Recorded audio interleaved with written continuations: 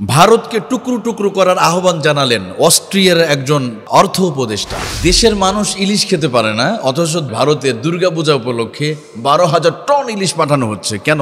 ভারতীয়দের ভগবান এখন তাদের নতুন ভগবান চলে আসছে, শি জিনপিং এবং পুতিন। ভারতকে টুকরো টুকরো করার আহ্বান জানালেন অস্ট্রিয়ার একজন দায়িত্বশীল ব্যক্তি।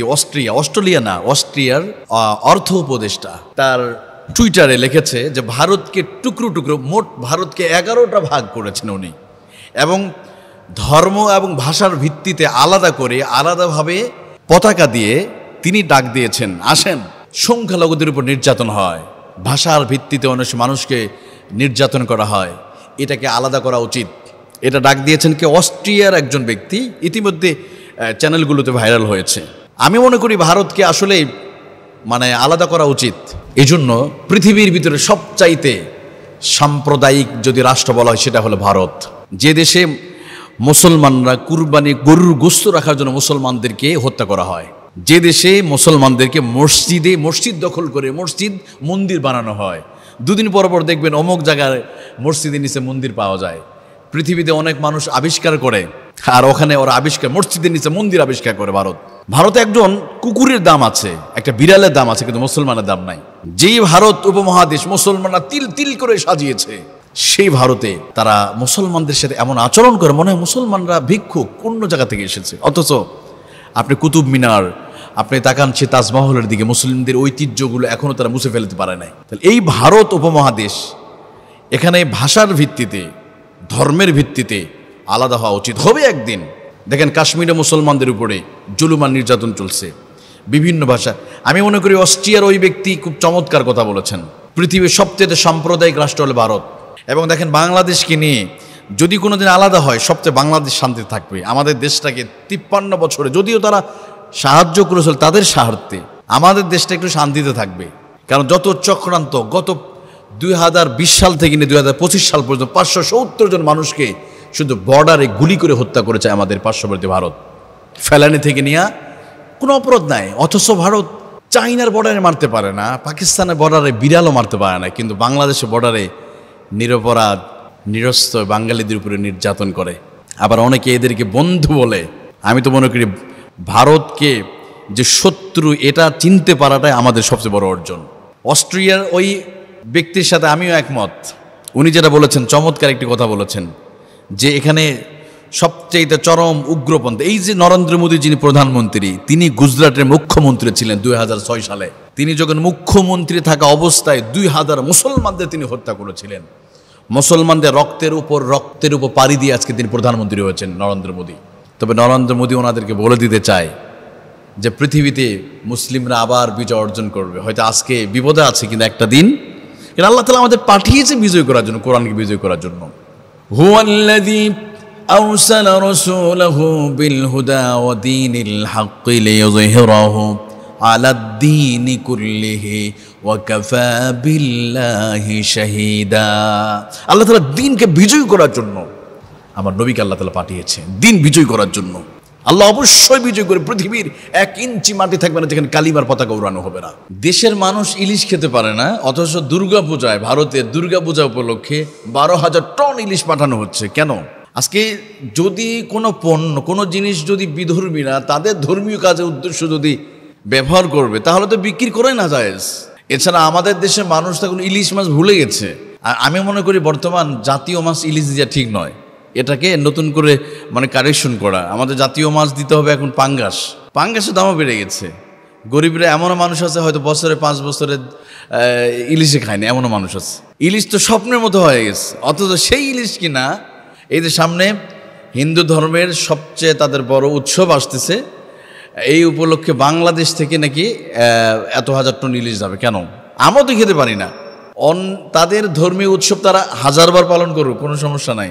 দুর্গা পূজা যেখানে হবে সেখানে নিরাপত্তা দিবে মুসলমানরা, কিন্তু কোনো জিনিস ধর্মীয় উৎসবে যেটা হারাম কাজ, দেখেন ফতুয়া স্বামী কি এসেছে, ফতুয়া স্বামীতে এসেছে কোনো বস্তু হারাম কাজের উদ্দেশ্যে ব্যবহার হবে, কোনো বস্তু হারাম কাজের উদ্দেশ্যে ব্যবহার হবে, তাহলে ওটা বিক্রি করাই হারাম, একদম বিক্রি করাই হারাম। আবার ইমাম ইবনে তাইমিয়া রাহমাতুল্লাহ আলাইহি, উনি জগৎ বিখ্যাত একজন মুহাদ্দিস ছিলেন। উনি বলছেন কি, দেখেন যে অমুসলিমদের ধর্মীয় উৎসব উপলক্ষে তাদের কোনো ধরনের সাহায্য করা হারাম। ধর্মীয় উৎসব উপলক্ষে কিন্তু অমুসলিমদের সাহায্য করা যাবে, সমস্যা নেই, কিন্তু ধর্মীয় উৎসব উপলক্ষে কিছু হেল্প করা যাবে না। এখন কেউ যদি এসে বলে ভাই একটু দুর্গা পূজার জন্য একটু টাকা দেন, একটু চাঁদা দেন, কিছু টাকা দেওয়া যাবে না, হারাম। মুসলমান হিসাবে দিতে পারবেন। আপনি যদি সে যদি বলে আমার একটু খাবার প্রয়োজন আছে, আমার ভাড়ার টাকা নেই, আমি তো অন্য দেশ থেকে এসেছি, যেমন আমার ক্ষেত্রে আমার সাথে একদিন হয়েছে, ভারতের একজন হিন্দু বাংলাদেশে সফরে এসেছিল। যখন কুষ্টিয়া ভার্সিটিতে পড়তাম, ঢাকা থেকে উনি যাবে, উনি চিনতে পারছিল না, ইভেন ওনার টাকা হারিয়ে গেছে। উনি যাবে লালন শাহ মাজারে কুষ্টিয়া। তা আমি ঢাকা থেকে ওনাকে হিন্দুকে সাথে করে নিয়ে কুষ্টিয়া পর্যন্ত এবং লালন শাহ মাজার কোন দিক দিয়ে যাবে সেই জায়গা পর্যন্ত যার রাস্তা, সেই সিএনজিতে উঠাই দিয়ে আমি দিয়ে চলে আসছি। উনি যে উদ্দেশ্যে সফর করতে আসছে, ভিজিট করতে আসছে, উনি যাবে যাক। তো এখন উনি যদি ধর্মীয় ওনাদের পূজার উৎসবে যদি আমাকে বলতে একটু হেল্প করেন, তাহলে ওটা করা যাবে না। একজন রাস্তা চিনতে পারছে না, ওনার খাবার নেই, অথবা কোনো একটা সমস্যা হচ্ছে, তাহলে ওনার ব্যক্তিগত কাজে হেল্প করতে পারেন। কিন্তু ওনাদের ধর্মীয় উৎসবে যেখানে শিরিক করা হয়, যেখানে শিরিক হয় প্রকাশ্যে, এখানে করা যাবে না। কারণ আল্লাহ তাআলা নিজেই কোরআন নিষেধ করেছেন। এবং সেই ধর্মীয় উৎসবে কোনো বস্তুও খাওয়া যাবে না যেটা আল্লাহকে ছাড়া যেটা উৎসর্গ করা হয়। যেমন আল্লাহ বলছেন, দেখেন, ইন্নামা হাররামা আলাইকুমুল মাইতাতা ওয়াদ-দামা ওয়া লাহমাল খিনজিরি ওয়া মা উহিল্লা লিগাইরিল্লাহি বিহি ওয়াল মুনখানিকাতু ওয়াল মাওকুদা। আল্লাহ রাব্বুল আলামিন তোমাদের জন্য হারাম করা হয়েছে যেই বস্তুটা আল্লাহকে ছাড়া অন্য কারোর জন্য উৎসর্গ করা হয়, আল্লাহ ছাড়া অন্য কারো নামে উৎসর্গ করা হয়, আল্লাহ ছাড়া অন্য কারো নামে বলি দেওয়া হয়, এটা তোমাদের জন্য হারাম। পূজার যেই জিনিসগুলো অনেক সময় মুসলমানরা খায়, দুর্গা পূজার সময় দেখবেন অনেক সময় যে অনেক প্রসাদানি দিয়ে গেছে, অনেকে খেয়ে ফেলতেছে, না, এটা তো উৎসর্গ করছে আর মানে আল্লাহকে ছাড়া অন্য কারো নামে, এটা হারাম মুসলমানদের জন্য। এবং ওখানে যাওয়াও হারাম, যেখানে শিরিক হয়, যে মূর্তিটা শিরিক হয়। দেখেন, যে মূর্তি, সে কিন্তু কথা বলতে পারে না, যে দামি দামি খাবারগুলো ওরা ফেলে দিয়ে আসতেছে। কোনোদিন কি দেখেছেন ওই মূর্তিটা খাবার খায়? দেখেছেন মূর্তিটা খাবারকে? কিছুদিন আগে একটা ভিডিও দেখে ছোটো বাচ্চা মূর্তিরে খাওয়াইতেছে, কিন্তু আসলে সে তো খেতে পারে না, লাভ নাই। বরং যারা অসুস্থ তাদেরকে দেন, তারা খেতে পারবে। মা বাবারে খাওয়ান, কপাল খুলে যাবে। মূর্তিরই খাওয়ায় কোনো লাভ নাই। ভারতীয়দের ভগবান এখন তাদের নতুন ভগবান চলে আসছে, শি জিনপিং এবং পুতিন। তাদের ভগবান একসময় ছিল ডোনাল্ড ট্রাম্প। ট্রাম্পের নির্বাচনের সময় দেখেছেন ট্রাম্পকে পূজা করছে, পূজা একদম ফুলের মালা দিয়া ট্রাম্পরে নমো নমো নমস্তে বলে তাকে পূজা করতেছে। এখন আবার তাদের নতুন ভগবান আসছে কে? কেন তাদের তো ভগবানের শেষ নাই, শি জিনপিং আর একটা ভ্লাদিমির পুতিন। তা আমি এটা কেন বলছিলাম যে এরা দেখবেন সব সময় আমাদের বাংলাদেশকে নিয়ে তাদের যে মিডিয়া, প্রতি মিনিটে মিনিটে স্বাধীন একটা দেশ, আমাদের দেশকে নিয়ে তারা অপপ্রচার করে, কিভাবে দেশটাকে অরাজকতা করা যায় এটা নিয়ে। এবং তারা খুব সুন্দরভাবে বলে বাংলাদেশ মানে এক মিনিটও টিকতে পারবে না যদি তাদেরকে যদি পেঁয়াজ রসুন অথবা এগুলো তো না দিতে পারি, বাংলাদেশ শেষ হয়ে যাবে, বাংলাদেশ টিকতে পারবে না। বাংলাদেশকে নিয়ে ঠাট্টা মশকরা করা তারা খুব ভালোভাবে করতে পারে। আমেরিকা যখন প্রথমে 35% শুল্ক যখন বাংলাদেশের উপর চাপিয়ে দিল, তখন ভারতের মিডিয়া প্রচুর প্রচার করলো, অনেক খুশি হয়ে গেছিল। তারা খুশি হয়ে বলে, হ্যাঁ, বাংলাদেশের গার্মেন্টস শেষ, ধ্বংস হয়ে যাবে, ইউনুসরা তার দেশ আবার ভিক্ষা করতে হবে। যখন বাংলাদেশের উপরে 35% ট্যারিফ বা শুল্ক চাপিয়েছিল, তখন ভারতীয়রা এভাবে নিউজ করেছে তাদের পশ্চিম বাংলা মিডিয়াগুলোতে। অথচ এখন দেখেন বাংলাদেশের শুল্ক এখন ডক্টর ইউনুসের লবিংয়ের মাধ্যমে বাংলাদেশের শুল্ক এখন 20%, আর ভারতের হলে এখন 50%। ওরা একটুতেই বাংলাদেশকে কেমন খোসা দিতে পারে। বাংলাদেশকে নিয়ে যদি একটা নিউজ করা যায়, বাস তাহলে হয়। দেখবেন বেশি পশ্চিম বাংলা মিডিয়াগুলোতে বাস একদম তো ধুয়ে দেয় আমাদের দেশটাতে।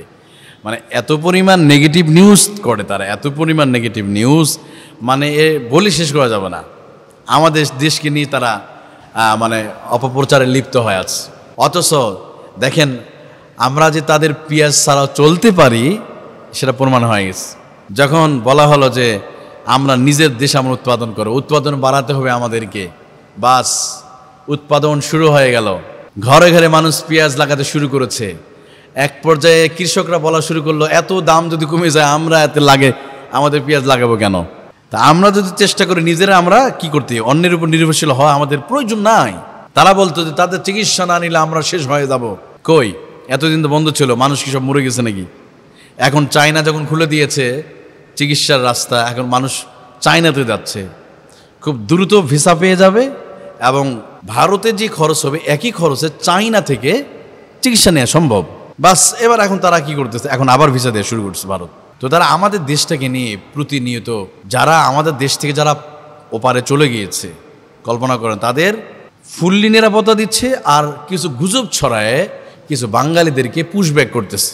কেন, আরও তো অনেকে গেছে, তাদেরকে পুশব্যাক করে দেন।